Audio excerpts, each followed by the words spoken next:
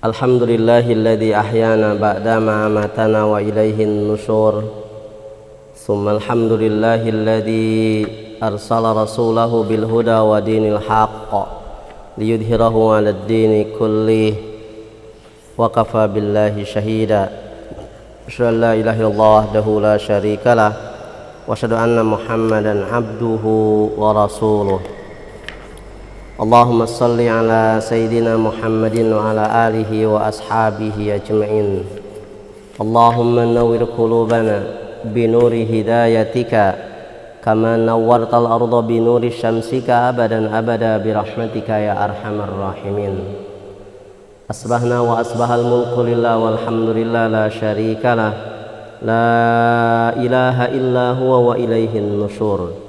Asbahna ala fitratil Islam wa kalimatil ikhlas wa ala dini nabiyyina Muhammadin sallallahu alaihi wasallam wa ala millati abina Ibrahim hanifa wa ma kana minal musyrikin. Radina billahi rabba wa bil islami dina wa bi Muhammadin nabiyya wa rasula. Rabbana zidna ilma warzuqna fahma. Allahumma inna nas'aluka ilman nafi'an wa rizqan tayyiban wa amalan mutaqabbala, amin. Alhamdulillah, kembali kita dipertemukan oleh Allah Subhanahu wa ta'ala di kajian pagi ini. Setelah kita melaksanakan sholat subuh secara berjamaah, kita akan tunggu waktunya sholat sunnah syuruk dengan kajian-kajian keislaman. Jemaah sekalian, kita sedang membahas tentang perintah memelihara lisan kita, bahwa Allah Subhanahu wa ta'ala melalui lisan Rasulnya memerintahkan agar kita menjaga lisan kita dari perkara-perkara yang tidak ada manfaatnya. Ya, artinya bahwa ketika kita tidak bisa berbicara yang baik, maka pilihannya adalah diam saja. Namun silahkan berbicara selama itu adalah ada kebaikan. Ya, selama ada kebaikan. Baik, kita akan lanjutkan ya. Masih bab memelihara lisan ini. Hadis terakhir yang kita bahas itu kalau nggak salah hadis dari Ibnu Umar, di mana Rasul Shallallahu Alaihi Wasallam bersabda, la tuksirul kalam bi ghairi dzikrillah. Janganlah kalian memperbanyak pembicaraan yang di dalamnya tidak ada zikir kepada Allah Subhanahu wa ta'ala.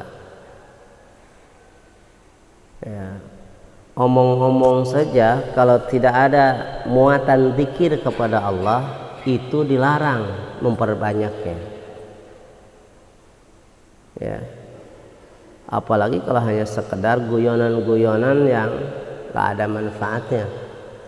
Apalagi kalau kemudian yang dibikin guyonan itu adalah berkaitan dengan hukum-hukum Allah.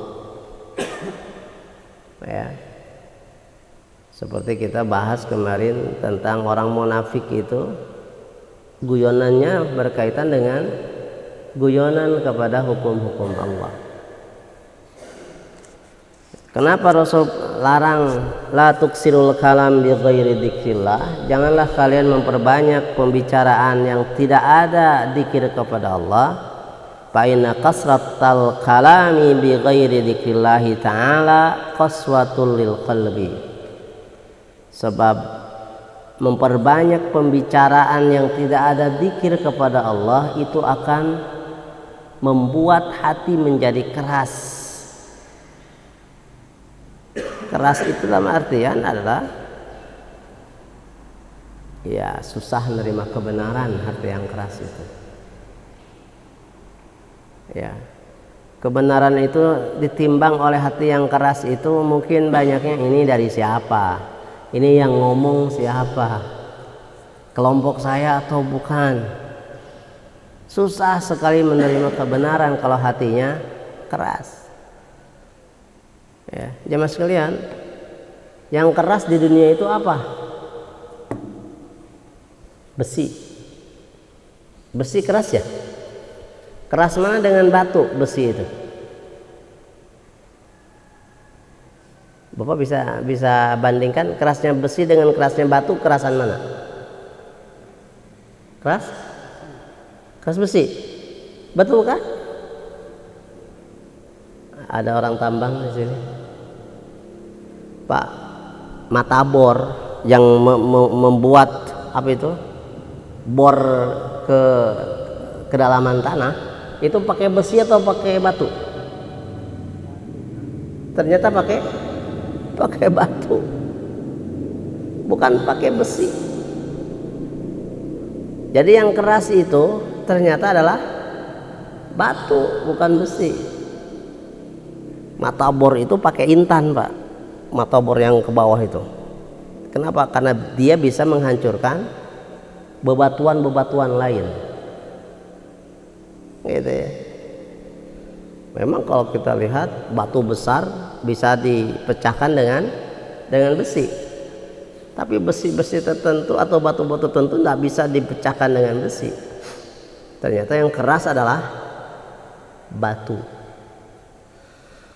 Tapi batu ternyata Al-Quran menyebutkan wa inna minal hijarati lama yatafazzau minhul anhar, gitu ya, dalam surah Al-Baqarah. Di antara bebatuan itu ada yang ya merembes darinya air. Ya, bahkan ada yang kemudian jatuh karena takut kepada Allah Subhanahu wa taala. Tapi ingat, saat hati yang keras,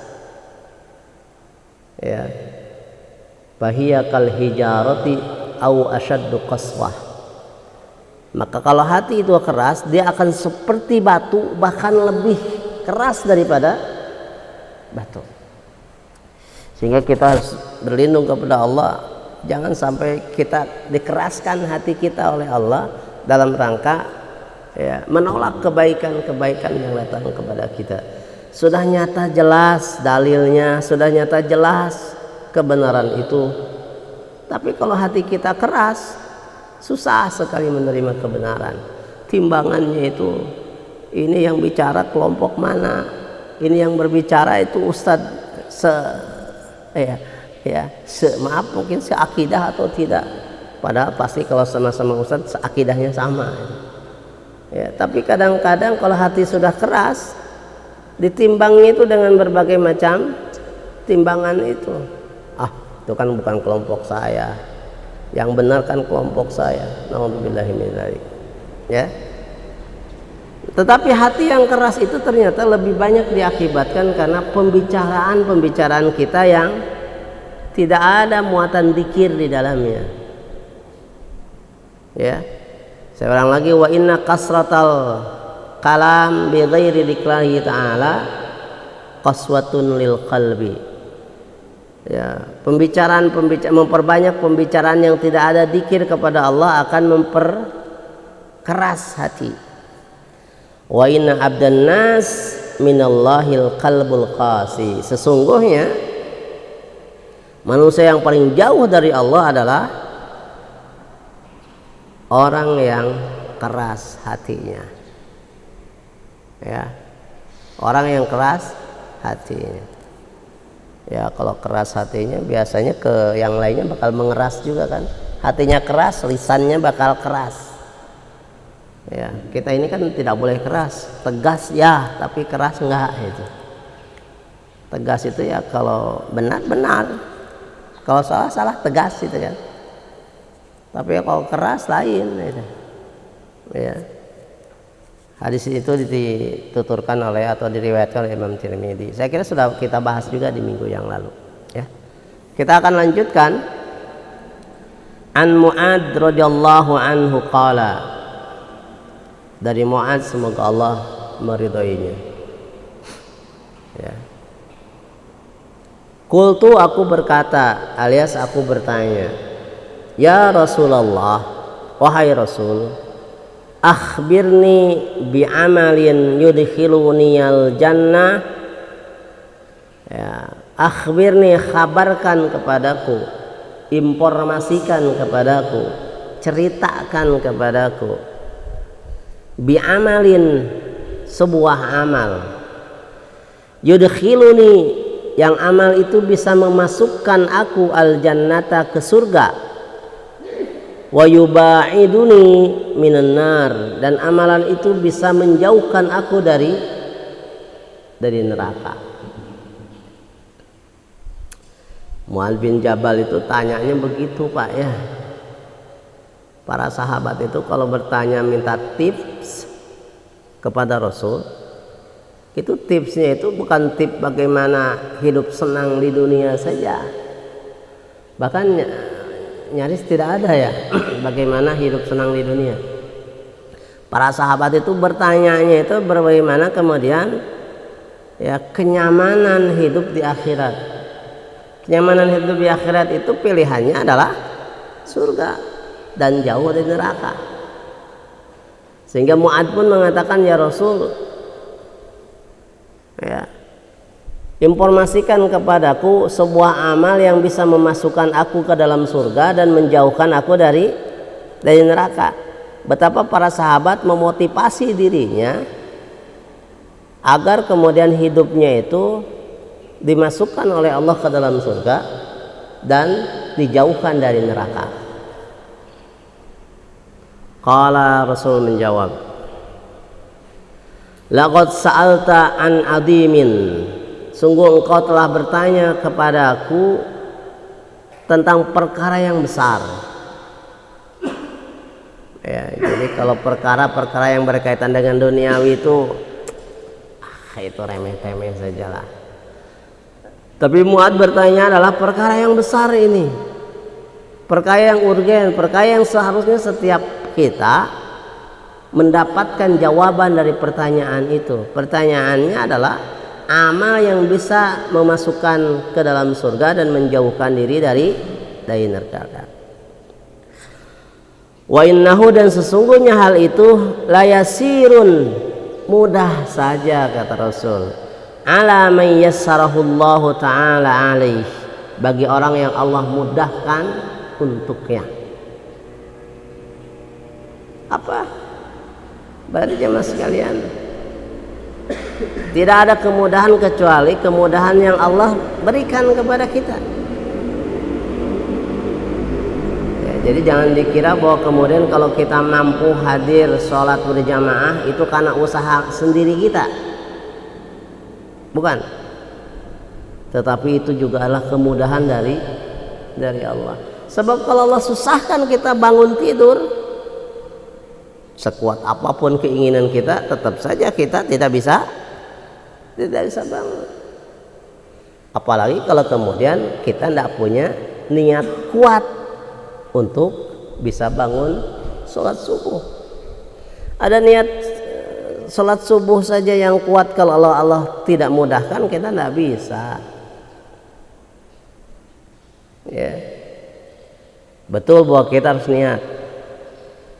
Tapi apakah kemudian niat kita bisa terwujud atau tidak? Peran Allah lah yang kuat. Wa innahu layasirun, sesungguhnya hal itu mudah saja, ala may yassarahullahu ta'ala alaih, bagi yang Allah mudahkan untuk hal itu. Artinya bahwa Rasul ketika ditanya amal apa yang bisa memasukkan aku ke dalam surga dan menjauhkan diri aku dari neraka, makalah kemudian itu mudah saja bagi orang yang Allah mudahkan kepadanya. Apa hal itu? Yang pertama, ta'budullaha.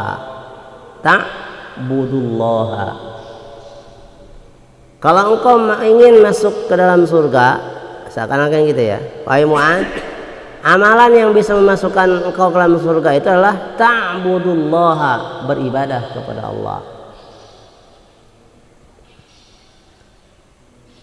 La tusyriku bihi syai'a, dan tidak melakukan syirik kepada Allah dengan sesuatu apapun. ada keraguan karena dalam hadis lain sebutkan bahwa seseorang masuk surga itu bukan karena ibadahnya tapi karena rahmat Allah, gitu ya. Apakah ini dalil bertentangan? Tidak bertentangan. Betul, orang itu masuk ke dalam surga itu karena rahmat Allah. Betul, tidak salah. Tapi ingat, rahmat Allah itu diundang dengan ibadah yang kita lakukan. Kalau orang yang beribadah saja tidak bisa masuk surga, apalagi orang yang tidak beribadah. Ngapainlah ibadah? Kan masuk surga itu bukan karena ibadah, karena rahmat Allah. Betul? Ya. Tapi bagaimana mungkin rahmat Allah akan hadir kalau kita tidak beribadah kepadanya? Berarti kalau begitu ibadah itu ya bagian daripada cara mengundang rahmat Allah, sehingga dengan rahmat Allah kita dimasukkan ke dalam surga. Ibadah yang kita lakukan memang tidak akan pernah bisa menyamai nikmat yang telah Allah berikan kepada kita. Ya. Jadi ibadah yang kita lakukan itu tidak akan pernah menyamai nikmat yang telah Allah berikan kepada kita. Coba Pak, nikmatnya kan banyak yang tidak akan mungkin bisa dihitung. Ya. Jadi aturan sebut banyak itu kalau sesuatu itu tidak bisa dihitung maka itu sebut dengan banyak. Kalau masih bisa dihitung artinya sedikit. Punya uang berapa? 3 miliar, sedikit karena masih bisa dihitung. Ya. Punya uang berapa? Banyak, 3 triliun, sedikit karena masih bisa dihitung. Tapi kalau sesuatu yang tidak bisa dihitung itulah banyak. Maka yang banyak itu 2 sebenarnya. Apa itu? Yang pertama adalah dosa. Karena dosa itu tidak bisa dihitung. Ada yang bisa menghitung dosa? Tidak ada, saking banyaknya dosa, ya kan? Mata bisa berdosa, lisan bisa berdosa, telinga bisa berdosa, hati bisa berdosa. Dosa itu kita lakukan secara pribadi kepada Allah Subhanahu wa Ta'ala. Dosa pun kita lakukan kepada orang-orang sekitar kita. Dosa juga. Seorang ayah kalau kemudian dia membiarkan kemaksiatan yang dilakukan oleh orang-orang yang menjadi tanggung jawabnya, dosa enggak? Dosa. Seorang laki-laki membiarkan istrinya tidak berjilbab, dosa enggak? Dosa. Membiarkan anak perempuannya tidak berjilbab, dosa enggak? Dosa. Seorang bapak tidak memberikan contoh baik untuk keluarganya, dosa enggak? Dosa. Masya Allah. Ternyata dosa kita banyak. Saking banyaknya dosa itu tidak bisa dihitung. Yang kedua, yang banyak itu adalah nikmat. Kenapa? Karena nikmat itu pun tidak bisa dihitung. Ya? Nikmat pun tidak bisa dihitung. Coba apa hitungan nikmat? Lihat, bisa melihat nikmat, bisa mendengar nikmat, bisa merasa nikmat, bisa berjalan nikmat. Masya Allah, nikmat itu tidak bisa dihitung. Sehingga Allah juga mengingatkan, wa in ta'uddu nikmatallah la tuhsuha. Kalau kalian mau menghitung-hitung nikmat Allah, kalian tidak akan bisa menghitungnya. Artinya ya, ibadah yang kita lakukan itu tidak akan bisa menyamai nikmat yang telah Allah berikan. Maka ya, perkara yang bisa menghaturkan atau menghadirkan, membuat kita masuk surga itu ibadah kepada Allah. Dengan ibadah itu Allah akan merahmati kita, dan dengan rahmat Allah lah kita akan masuk surga. La tusyriku bihi syai'a. Jangan kalian berbuat syirik kepada Allah Subhanahu wa Ta'ala. Kenapa? Karena syirik itu menghalangi seseorang masuk surga. Dalam sebuah ayat Allah sampaikan, may yusyrik billah faqad harrama alaihil jannah.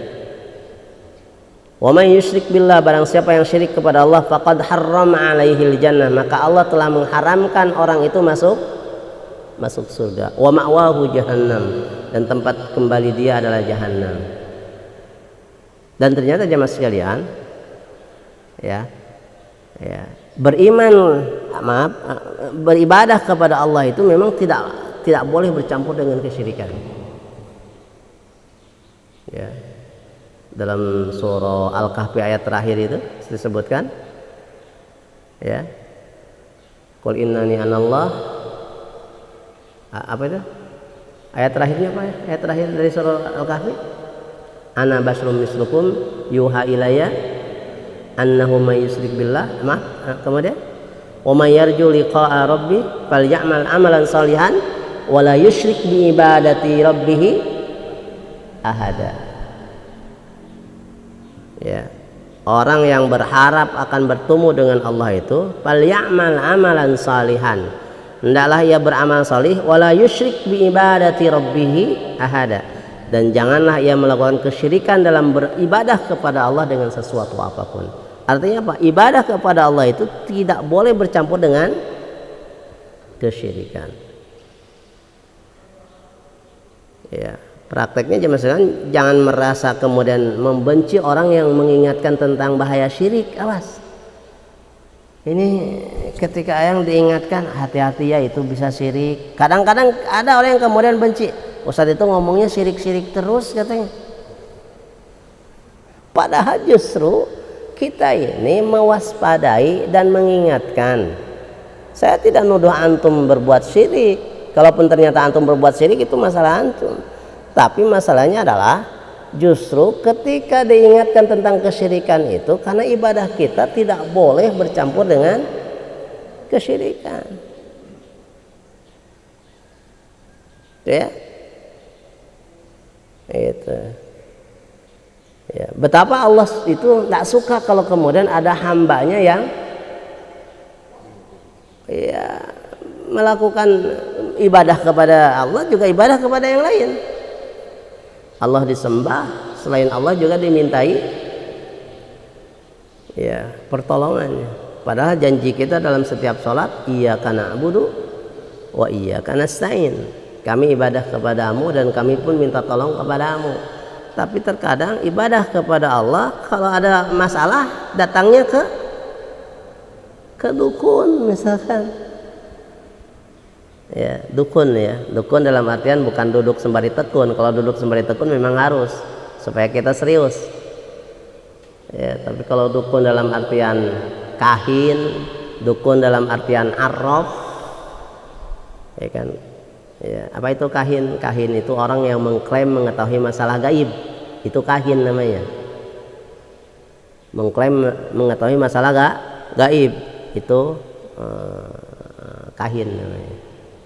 Ya kan?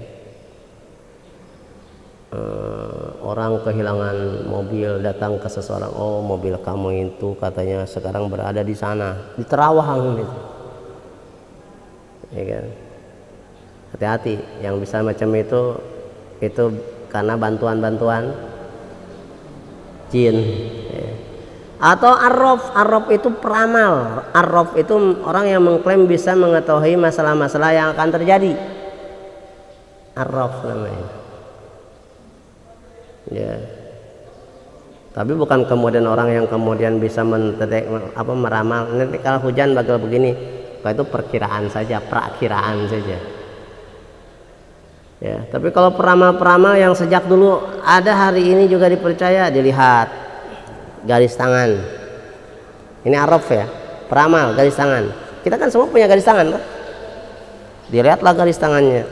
Katanya Bapak ini luar biasa, orang baik ya, orang dermawan. Oh, dia sangat-sangat tersanjung. Oh, saya bener.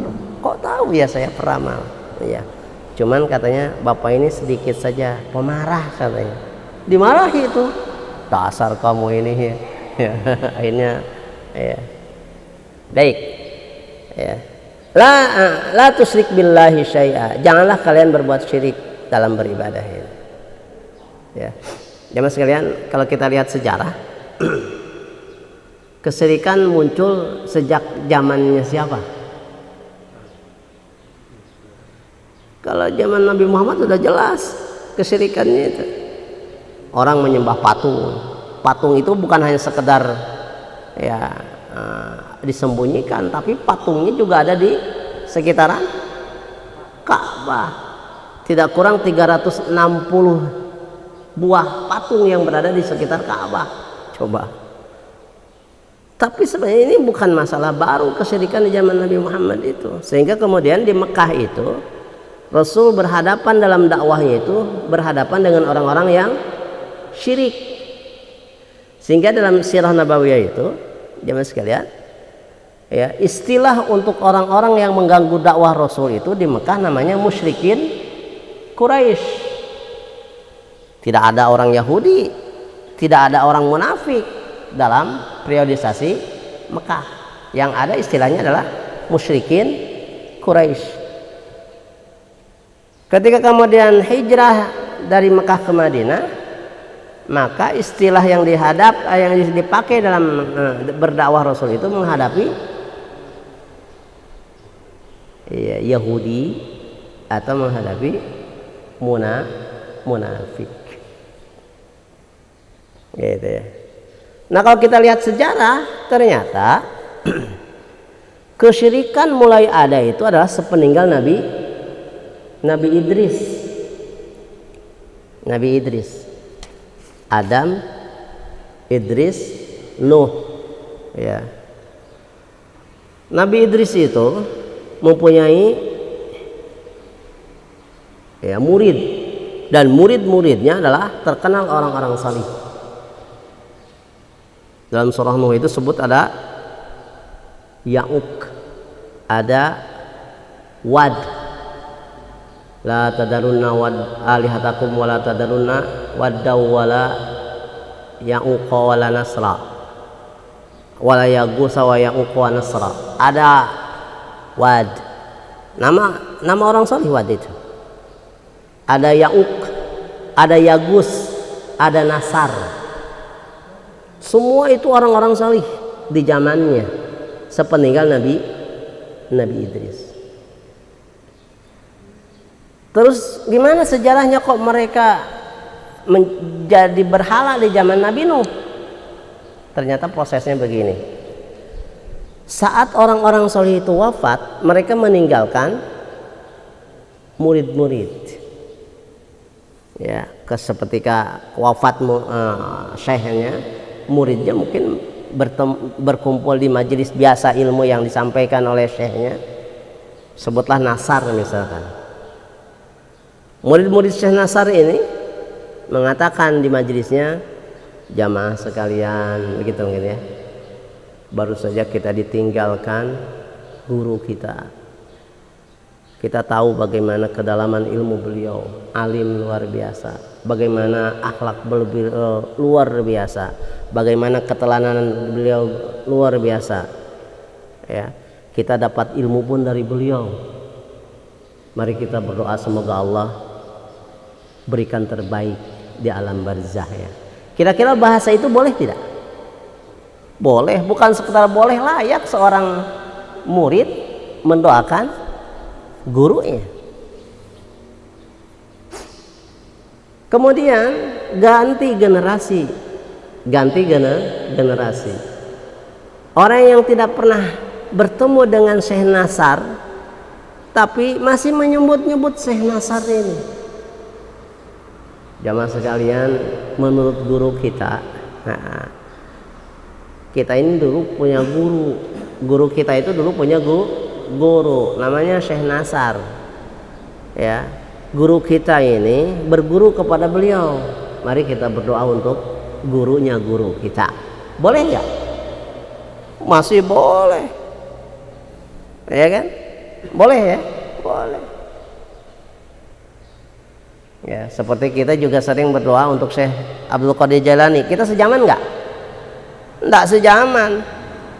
Tapi bukan boleh kemudian terlarang untuk mendoakan orang yang pernah memberikan ilmu kepada kita. Terus di mana penyimpangannya? Belum ada penyimpangan di bab itu. Nah, ganti generasi. Orang yang sudah generasi ketiga, mulailah kemudian mensketsa wajah gurunya itu. Belum ada foto kan? disketsa lah, dibikin surahnya, dibikin gambarnya. Maka ini mulai ada penyimpangan. Ya, Rasul sendiri melarang kita ya membuat sketsa, bukan memfoto Pak. Kalau foto memang ada wajahnya. Kan ada yang kemudian ekstrim membahas itu, nggak boleh ada foto-fotoan. Sehingga kemudian foto diri kita pun sama sekali nggak boleh dipajang di rumah segala macam. Ini ekstrimnya begitu. Ya, ini beginian juga nggak boleh. Ya kan? Tapi awalnya memang kita dilarang untuk membuat surah itu sebenarnya adalah ya foto yang belum ada bentuk sebelumnya. Nah, mulai ada penyimpangan di sini. Berikutnya ganti generasi, ya. Fotonya diturunkan, dibikinlah patung.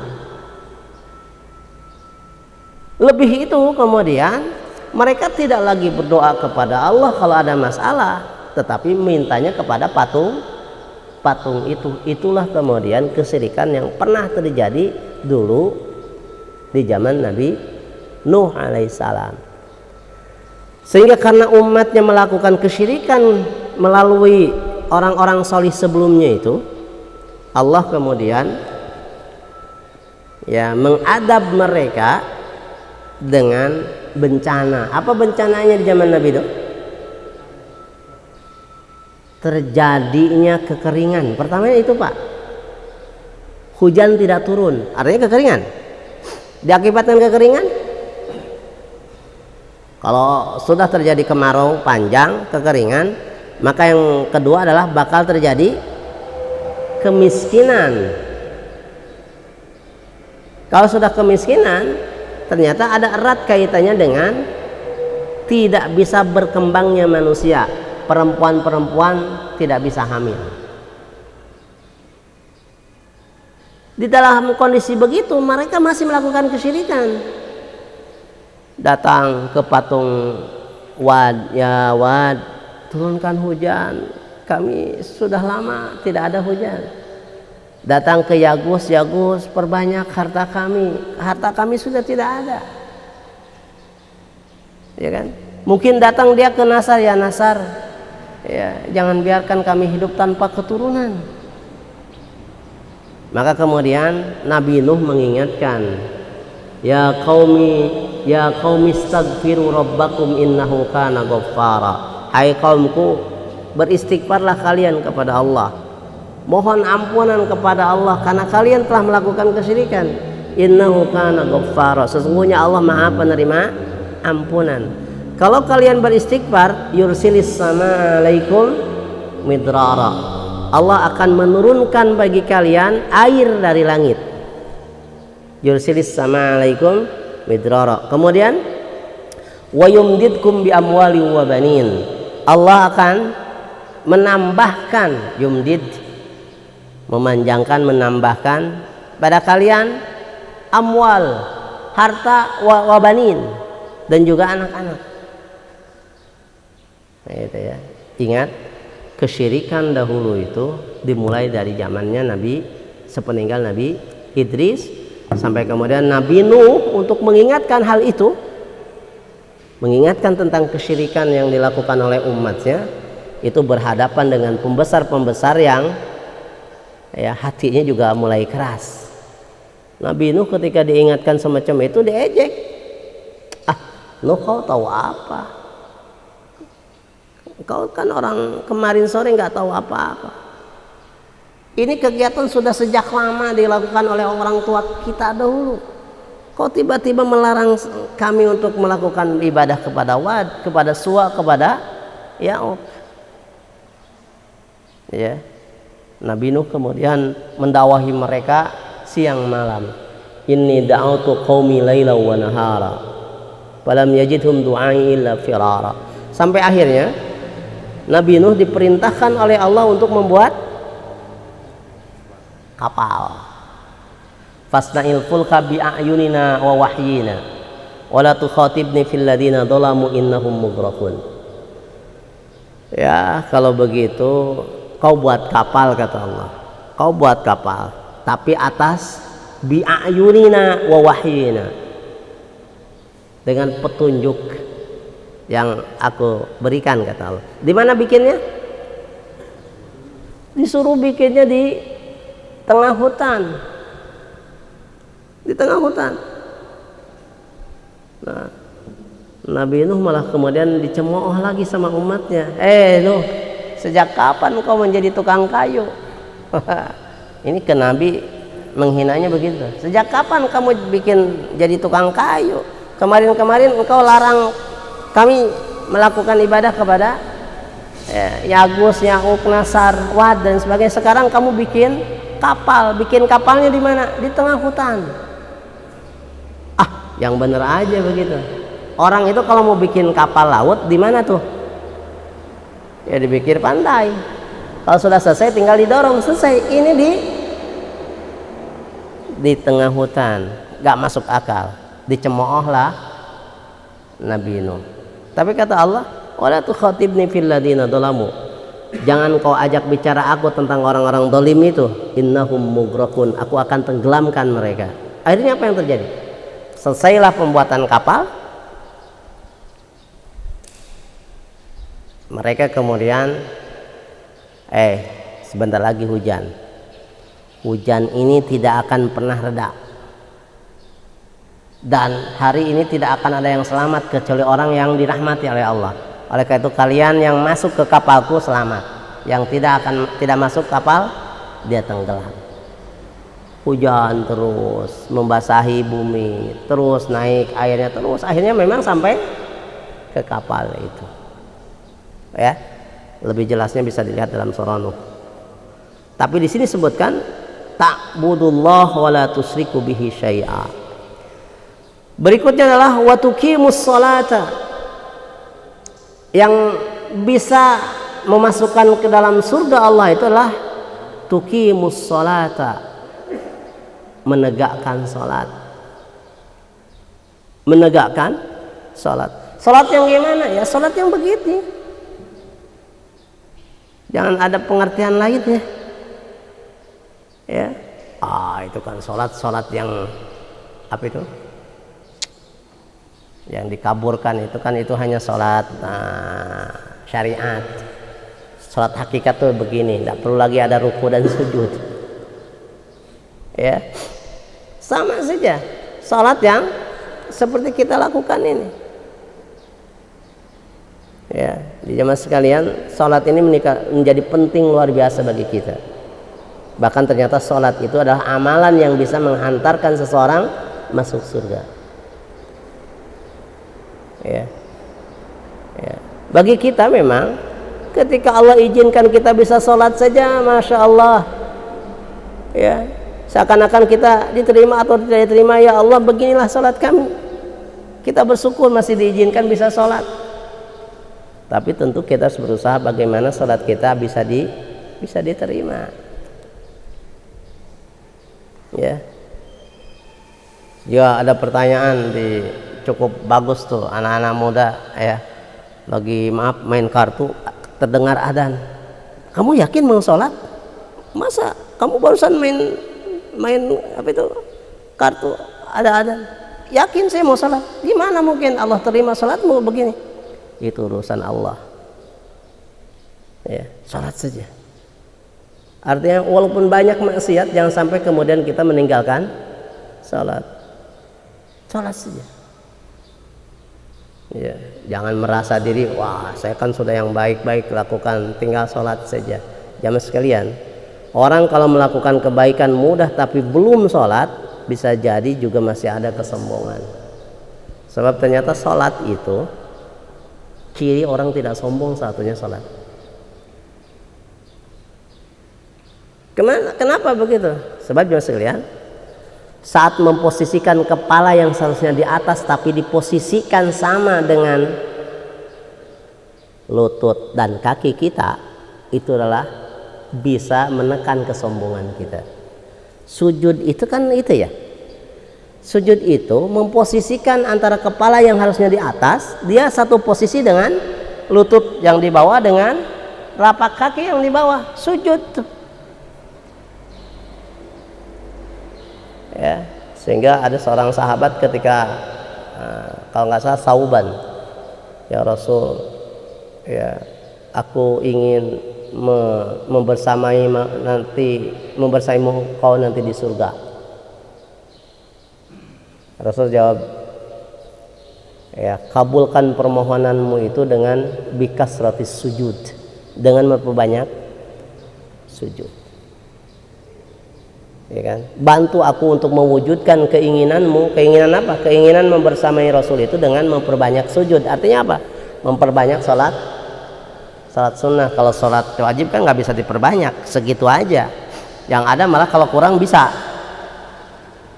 Salat wajib kita 17 rakaat saja kan, tapi kan bisa berkurang dengan salat ketika safar di qasar. Tapi kalau salat sunnah kita itu bisa diperbanyak. Salat intinya ya. Kemudian waktu tiaz zakah dan membayar zakat. Wa tasumu Ramadan dan saum Ramadan. Wa tahujjul bait dan beribadah haji. Ya, ini hadisnya panjang nih ya. Saya kira kita bikin 2 termin saja ya. Ya, jadi jamaah sekalian, ya, ini pertanyaan dari Mu'ad. Ya, wahai Mu'ad bertanya pada Rasul, ya Rasul, akhbirni bi amalin yudkhiluni al jannah wa yubaiduni minan nar. Ya Rasul, kabarkan kepadaku perkara yang bisa memasukkan aku ke dalam surga dan menjauhkan aku dari neraka. Apa itu? Pertama adalah ta'budullah wa la tusyriku bihi syai'a. Sembah Allah di waktu yang bersamaan, tidak boleh melakukan kesyirikan kepadanya. Yang kedua, wa tuqimus shalah. Salat. Sekarang kan ya naudzubillah min dzalik, banyak orang yang kemudian berani meninggalkan salat dengan berbagai macam alasan. Disibukkan karena dunia, dia tidak salat. Disibukkan karena dunia itu 2. Disibukkan karena dunia itu memang miskin, dia mencari harta susah, atau dia kaya tapi ngurusin harta ya gitu, takut miskin, sampai akhirnya kemudian lupa salat. Yang ketiga adalah zakat, bayarkan zakat. Walaupun ada perbedaannya.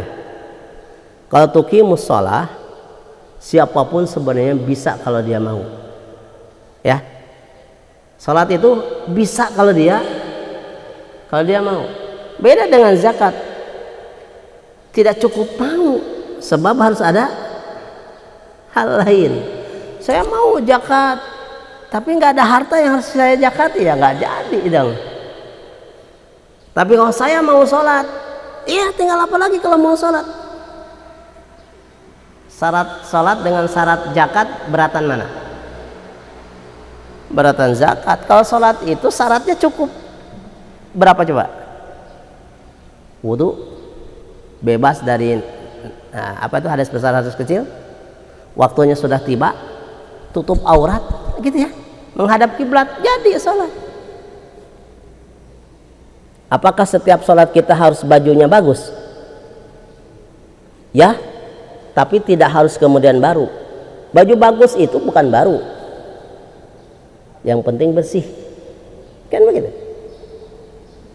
Oh, saya kan kerja di bengkel, banyak oli, mau sholat gimana? Oli najis tidak? Tidak. Ya kalau memang mau sholat, ya pas kerja itu bawa dong ya pakaian gantinya, kan begitu.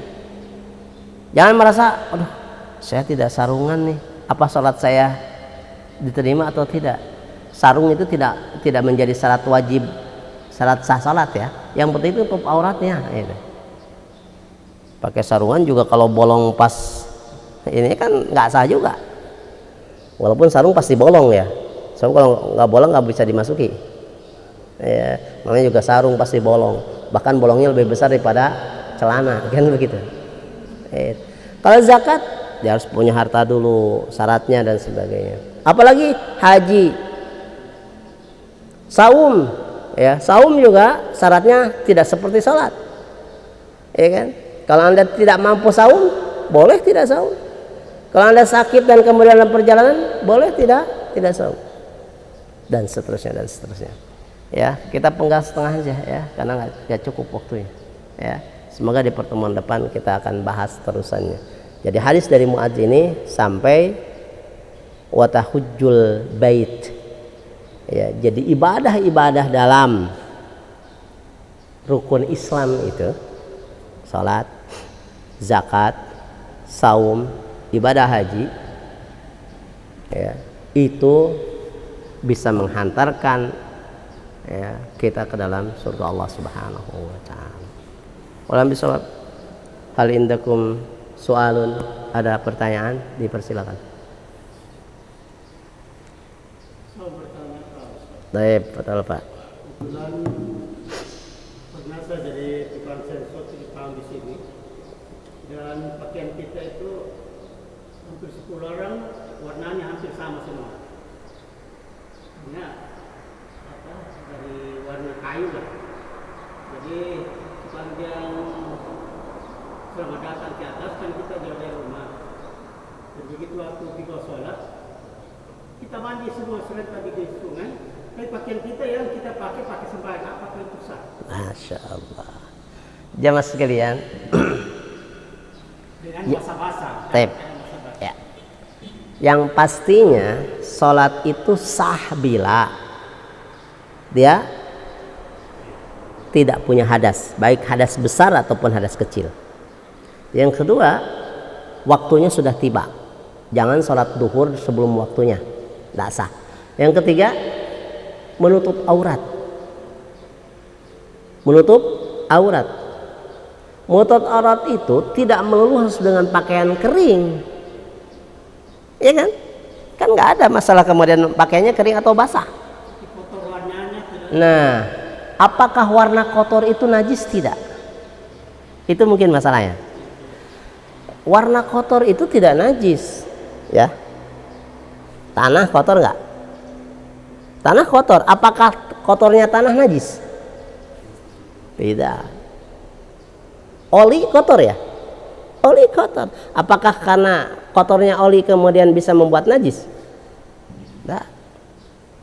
Maka najis yang disepakati dalam bab fikih itu adalah, pertama, najis itu al-maitah, bangkai itu najis. Umumnya bangkai itu najis. Umumnya bangkai itu najis. Ada bangkai-bangkai yang tidak najis. Bangkai ikan, bangkai belalang, gak najis. Karena dia tidak najis, maka kemudian dia pun halal adanya. Ya kan begitu ya, satu itu. Kedua, darah. Darah itu umumnya adalah najis, tapi ada darah yang tidak najis. Hati itu kan darah, jantung itu darah. Sehingga karena dia tidak najis, itu pun dia tidak haram. Jadi hati-hati nih, kalau menajiskan sesuatu sama dengan mengharamkan sesuatu. Ya, najis ini berarti haram. Ya kan? Kalau mengharamkan sesuatu belum tentu najis ya. Begitu dalam fikih itu. Mengharamkan sesuatu belum tentu najis, tentu begitu. Mencuri HP najis, haram tidak? Haram. HP-nya najis tidak? Tidak. Nah itu, ya kan? Jadi kalau ini najis, kalau najis berarti haram dipakai. Tapi ini mencurinya yang haram. Korupsi itu haram. Tapi hasil korupsinya najis tidak? Tidak, ya kan? Ini uangnya tidak najis. Jadi ingat, jangan mudah menajiskan, sebab kalau menajiskan sesuatu sama dengan mengharamkan. Ini masuk ke sungai, ya mungkin karena merasa basah kemudian masih terlihat kotor gitu ya. Ya, kasus begitu Ingat, tidak semua yang kotor itu najis, tetapi yang najis pasti kotor. Bapak sah sholatnya.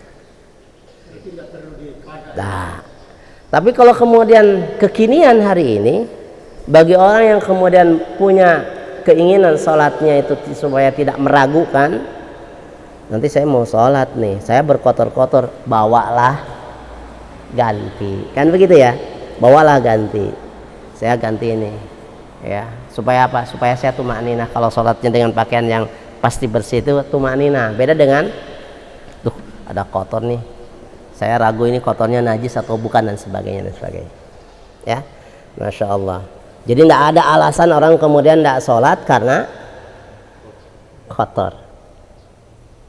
Ya, kerja di underground ya teman-teman, kita kan banyak di underground ya, ya, waktunya sholat tidak bisa keluar, ya kan, masih kotor dengan tanah dan sebagainya, termasuk juga nggak bawa salin, sudah sholat saja sah, selama kemudian tidak ada najis, tidak terkencingi, tidak kencing najis ya kan, apa itu kotoran-kotoran manusia najis dan seterusnya ya.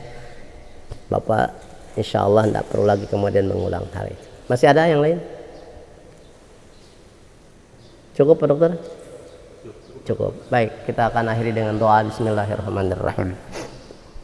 Alhamdulillahirabbil alamin, hamdan syakirin, hamdan naimin, hamdan yuwafi ni'amahu wa yukafi majidah. Ya Rabbana lakal hamdu kama yanbaghi li jalali wajhikal karim wa adhimi sultanik. Allahumma salli wa sallim wa barik ala sayyidina Muhammadin wa ala alihi wa ashabihi ajma'in. Rabbana zalamna anfusana wa illam taghfir lana wa tarhamna lanakunanna minal khasirin. La ilaha illa anta subhanak inna kunna minadh dhalimin. Allahumma ya hayyu ya qayyum bi rahmatika nastaghis. Ya Allah ya Rabb, Engkau maha yang berkecukupan, sementara kami adalah makhluk yang banyak kebutuhan. Sungguh kami butuh atas ampunan-Mu ya Allah akan dosa-dosa yang kami lakukan. Karena itu ya Allah ya Rabb, jangan biarkan kami yang berkumpul di tempat ini dalam keadaan berdosa, kecuali Engkau ampuni dosa-dosa kami. Kami menyadari dosa itu kami lakukan kepada-Mu. Betapa kami belum bisa bersyukur atas segala nikmat yang telah Engkau berikan. Bahkan kenikmatan itu seringnya kami pakai untuk bermaksiat kepada-Mu ya Allah ya Rabb. Inilah dosa-dosa kami. Kami pun menyadari dosa itu kami lakukan kepada sesama kami. Kami menyadari, mengakui belum bisa menjadi ayah yang baik untuk anak-anak kami, belum bisa menjadi suami yang baik untuk istri kami, belum bisa menjadi guru yang baik untuk murid-murid kami. Kami belum bisa menjadi pemimpin yang baik untuk orang-orang yang kami pimpin. Kami belum bisa menjadi tetangga yang baik untuk tetangga kiri, kanan, depan rumah kami. Ya Allah ya Rabb, itulah dosa-dosa kami.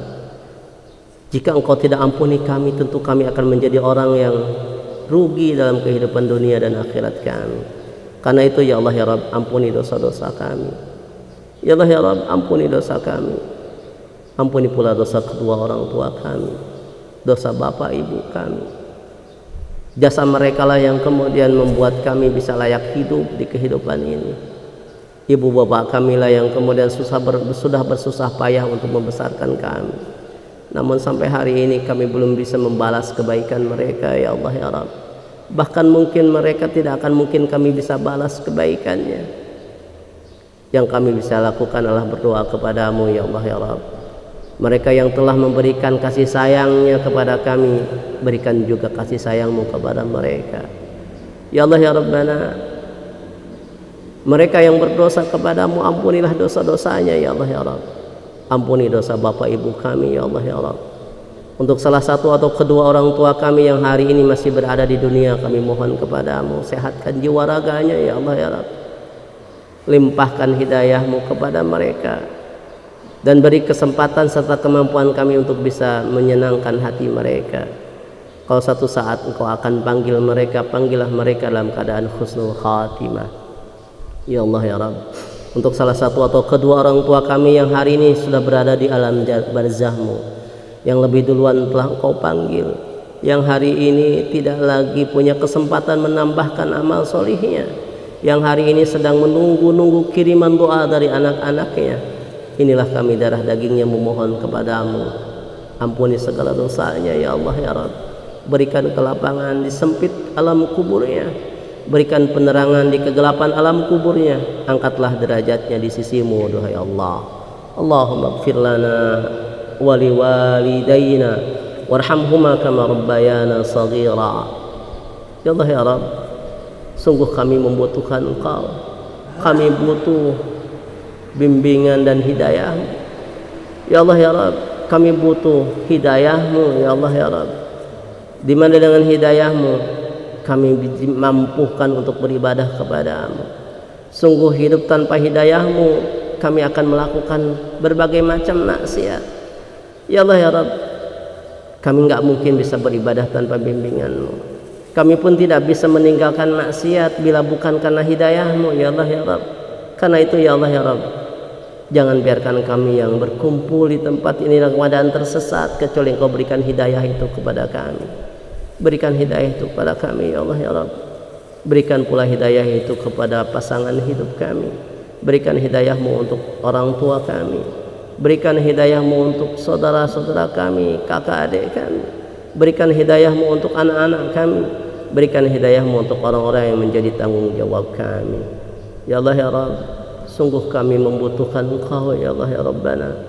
Kami butuh agar Engkau sehatkan jiwa raga kami, sehingga jangan Engkau biarkan kami yang berkumpul di tempat ini dalam keadaan sakit, kecuali Engkau berikan kesehatan, kesembuhan kepada kami. Sungguh kami membutuhkan kesehatan agar kami bisa maksimal dalam beribadah kepadamu.